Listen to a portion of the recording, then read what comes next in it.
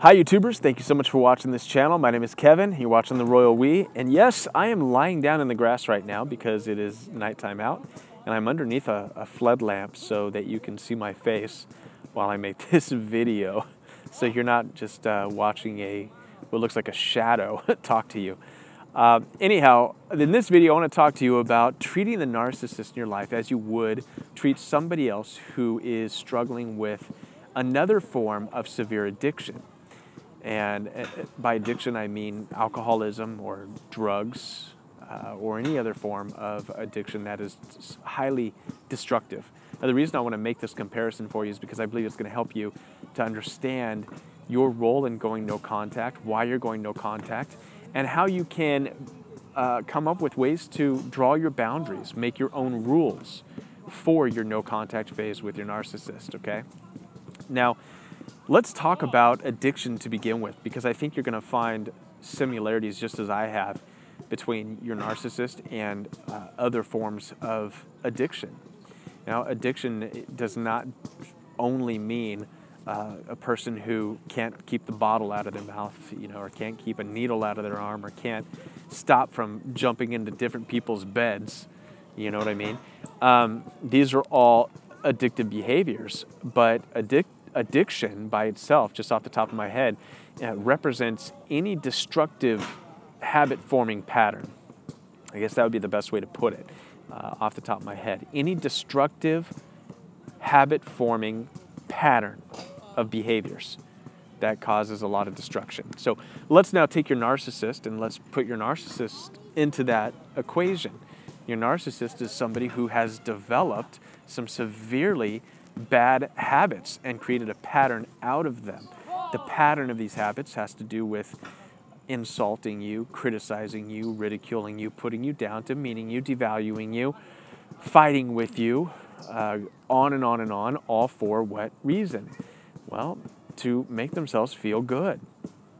So does that qualify as an addictive behavior? It very well could. As we said, as I just said, an addiction is any habit-forming pattern that's destructive. So addictions can be with money, right?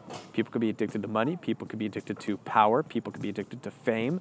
People could be addicted to anger.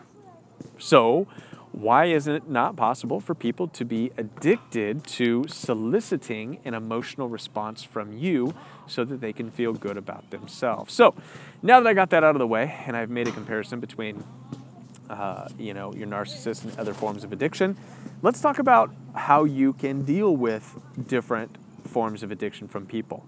Okay, let's make the comparison to somebody you love, for example, who is who's gotten themselves addicted to drugs or alcohol. You really only have two options in dealing with such a person in your life, right? One option would be to enable them. How would you enable them? Well, enabling them would mean that you understand that they have an addictive problem that's destructive. It's hurting them, it's hurting you, and you may be fighting with them from time to time.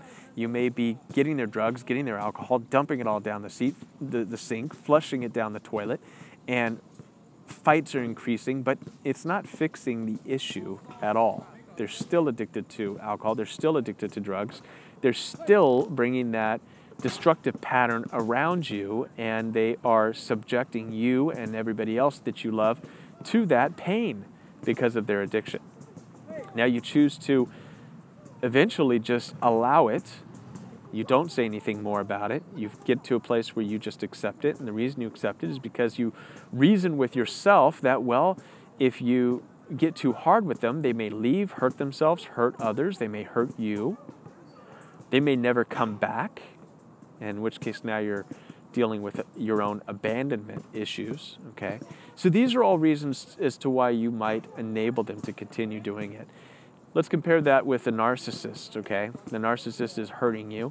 You have fought with them. You have tried to rationalize with them. You've tried to correct the issue, resolve the issue, and it doesn't. It just made it worse.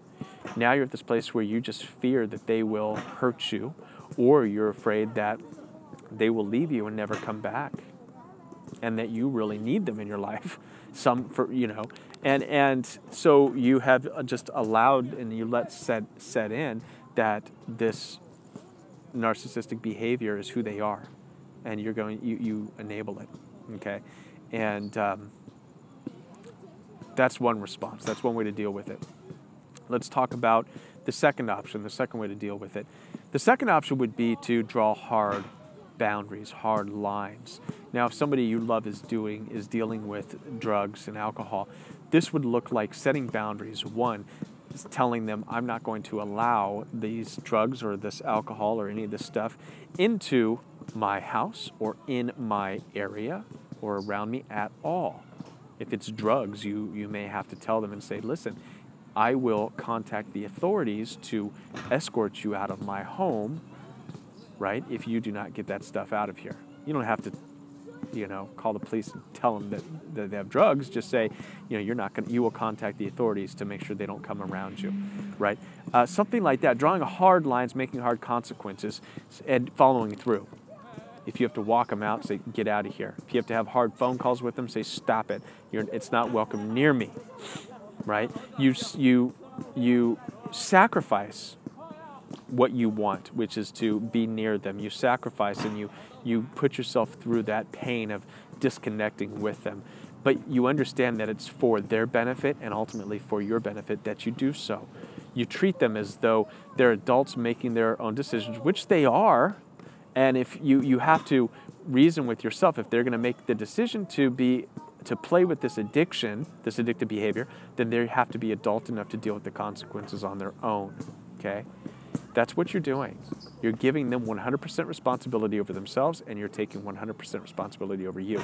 So how does this look with the narcissist? Well, the same thing. The narcissistic individual who has decided that they want to constantly put themselves in a position of control over your emotions. Going no contact with them and drawing hard lines and boundaries says you're not allowed to come near me and insult me, keep that away from me. No, I'm not going to be a part of what you're doing, so don't take their invitations. You know what I mean? If they invite you out, don't go out with them. Don't go over to their house for barbecues or to hang out. Don't go meet them with their friends. I mean, think about if it was the alcoholic or the person struggling with drugs, and they contacted you saying, if it was your children or your parents or anybody saying, hey, come hang out with me, I'm going to go to so-and-so's house, right? You know what goes on at so-and-so's house. They're going to drink and they're going to do drugs. Do you want to be a part of it? No, I don't think so. So you're going to say, no, thank you. I'm not going over there. Same thing with the narcissist. When they invite you out, hey, let's just go hang out over at my place or whatever. Say, no, thank you. I know what goes on over there. Because you'll be going into their environment where they can do whatever they want. Who are you to go into their environment and tell them to stop being them?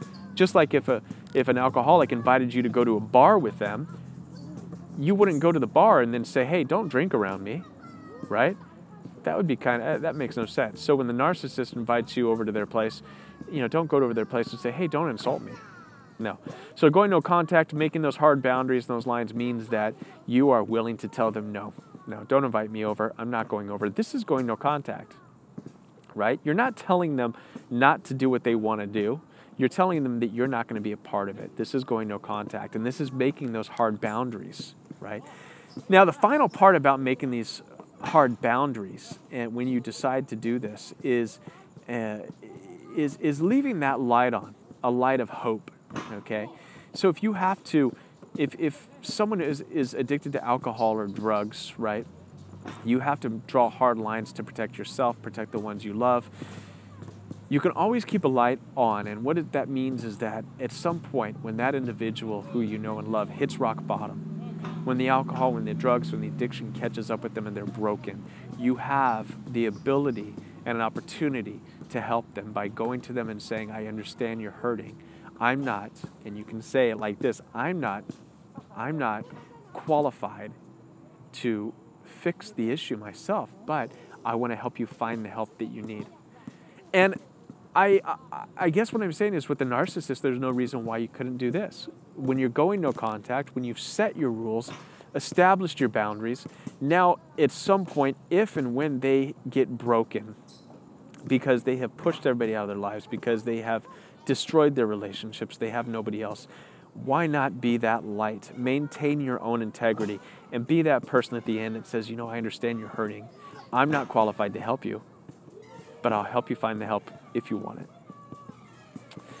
All right, guys, that's all I got for this video. I hope that this helps being able to compare the narcissist in your life with somebody who is dealing with another form of addiction. I hope this helps you to draw your boundaries of what you will and won't tolerate, what you will and won't be around. And I hope it helps to see how you have the option of being an enabler or drawing hard lines and hard boundaries. Thanks for watching. All right. Blessings. Bye.